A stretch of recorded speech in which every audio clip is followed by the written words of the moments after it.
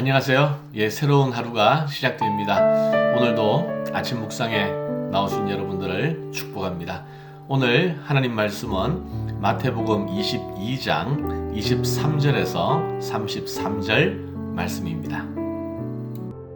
부활이 없다 하는 사두개인들이 그날 예수께 와서 물어 이르되, 선생님이여, 모세가 일렀으되 사람이 만일 자식이 없이 죽으면 그 동생이 그 아내에게 장가들어 형을 위하여 상속자를 세울지니라 하였나이다. 우리 중에 친형제가 있었는데 마지가 장가들었다가 죽어 상속자가 없으므로 그 아내를 그 동생에게 물려주고 그 둘째와 셋째로 일곱째까지 그렇게 하다가 최후에 그 여자도 죽었나이다. 그런즉 그들이 다 그를 취하였으니 부활 때 일곱 중인 누구의 아내가 되리이까? 너희가 성경도 하나님의 능력도 알지 못하는 거로 오해하였도다. 부활 때에는 장가도 아니가고 시집도 아니가고 하늘에 있는 천사들과 같으니라. 죽은 자의 부활을 논할진대 하나님이 너희에게 말씀하신 바 나는 아브라함의 하나님이요 이삭의 하나님이요 야곱의 하나님이로라 하신 것을 읽어보지 못하였느냐? 하나님은 죽은 자의 하나님이 아니요 살아있는 자의 하나님이시니라. 무리가 듣고 그의 가르치심에 놀라더라. 어제 바리새인들이 예수님에게 질문했지 않습니까? 말의 올무를 숨겨두고 납세 문제, 세금 문제로 예수님에게 질문했지만 예수님께서 지혜로운 하나님의 시각에서 지혜로운 답변을 하심으로 그들이 깜짝 놀라고 기이 여겼다고 했습니다. 자, 이제 오늘은 사두개인들이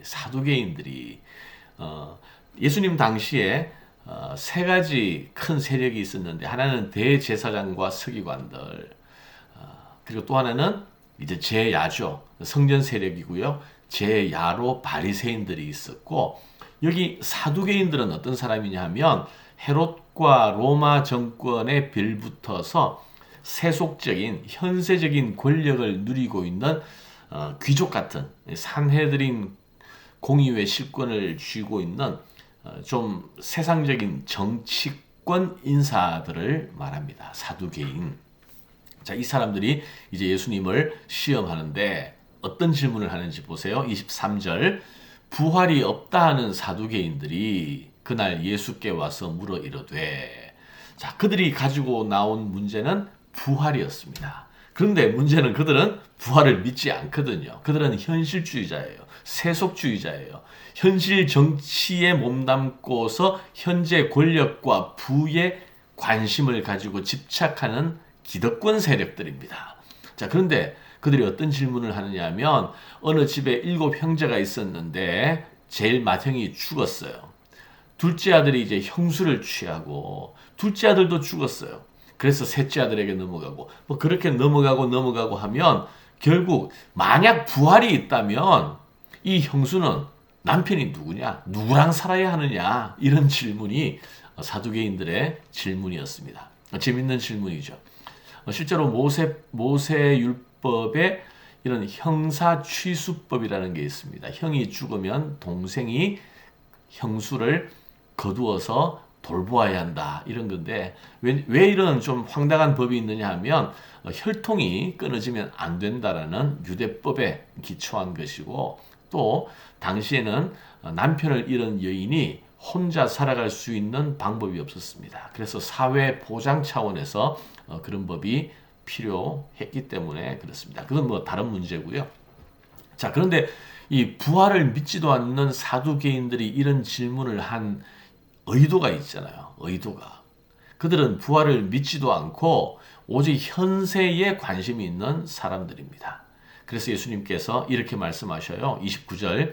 예수께서 대답하여 이르시되 너희가 성경도 하나님의 능력도 알지 못하는 고로 오해하였도다. 성경도 너희가 잘 모르고 하나님의 능력도 모르기 때문에 이런 오해를 한 것이다. 30절. 부활 때에는 장가도 아니가고 시집도 아니가고 하늘에 있는 천사들과 같으니라. 자, 그러니까 우리가 이 땅에서 부부로 살아가지만 부활하면 영원한 하나님 나라에서는 부부로 살아가는 건 아니라고 말씀하십니다. 남남으로 살아간다 이런 뜻이 아니고 우리가 천사처럼 이 땅에서와 다른 새로운 질서와 새로운 존재 방식으로 살아가는데 그것은 우리가 이 땅에 있는 우리로서는 알 수가 없어요.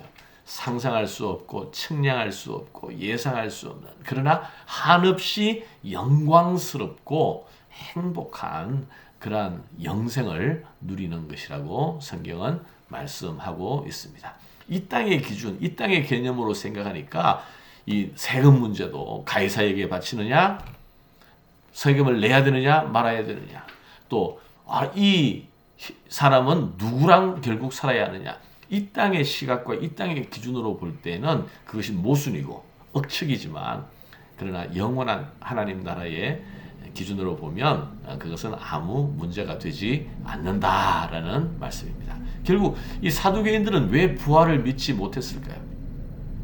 그들은 사실 구약 성경을 오해하는도다 했는데 그들은 구약 성경을 다 믿는 것이 아니라 모세오경만 믿는 사람들이에요. 그래서 모세오경을 보니까 부활이라는 말이 없다는 거죠. 그러나 예수님께서 뭐라 그러셨어요? 32절에 보니까 나는 아브라함의 하나님이요 이삭의 하나님이요 야곱의 하나님이로라 하신 것을 읽어보지 못하느냐. 하나님은 죽은 자의 하나님이 아니요 살아있는 자의 하나님이시니라. 부활이라는 말은 없지만 그러나 성경은 부활을 언제나 전제하고 있고 나는 아브라함의 하나님이요 누구에게 말씀한 거예요? 모세에게 했잖아요. 이미 아브라함과 이삭과 야곱이 죽은 이후인데 모세에게 나타나서 그때 아브라함의 하나님이라 내가 한때 아브라함의 하나님이었다. 그 아브라함이 믿었던 내가 너에게 나타난 것이다라고 말씀하시는 것이 아니라 지금도 나는 아브라함의 하나님이고 이삭의 하나님이고 야곱의 하나님이다. 이게 히브리 그 동사 용법에서는 분명하게 드러나거든요. 그러니까 구약 성경에도 모세오경에도 부활을 말씀하고 있다는 것을 예수님께서 지적해 주시는 것입니다. 자, 사두개인들은 지금 당장 그들이 현실적인 권력을 가지고 있고 세속의 삶을 만족하고 있기 때문에 부활에 관심이 없었어요. 부활을 필요로 하지 않았어요. 그들은 유대인이었지만 부활을 믿지 않았습니다. 여러분 우리가 그리스도인인데 이제 고난주일 부활절이 다가오잖아요. 예수 그리스도의 부활, 예수님의 부활만을 믿는 것이 아니라 우리의 부활을 믿어야지 진짜 부활 신앙입니다. 여러분 우리가 사두개인들처럼 혹시 이 땅에서 건강하게 잘 사는 것, 또 자녀들이 잘 되는 것, 또 지금 당장 내가 먹고 지내고 살아가는데 나의 복지에 관심을 갖느라고 정작 부활에 대해서 놓치고 있지 않습니까? 여러분 부활은 2000년 전 과거에 예수님에게 있었던 과거의 사건이 아니라 그리고 또 앞으로 있을 우리의 먼 미래의 사건이 아니라 바로 지금 내 안에서 역사하는 현재적 믿음이어야 합니다.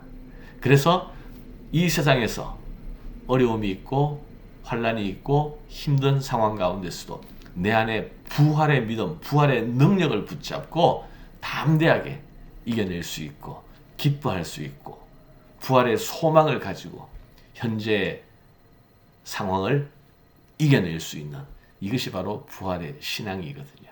자, 이제 부활절 멀지 않았습니다. 우리 안에 현세의 관심만 가득해 있는 것이 아닌가 한번 돌아보시고 부활의 신앙, 부활의 믿음, 영원한 하나님 나라를 사모하면서 또 오늘 하루를 시작할 수 있었으면 좋겠습니다. 기도하겠습니다. 하나님 감사합니다.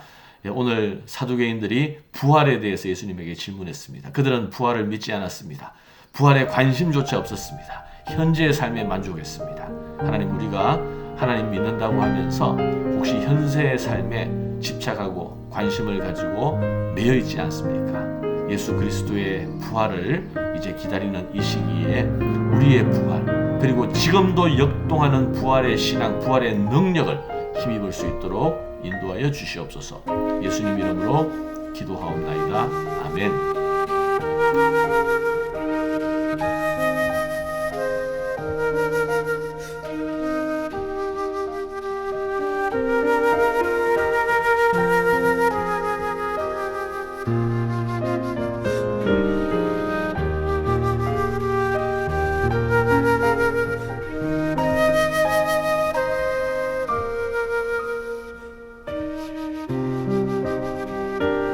네.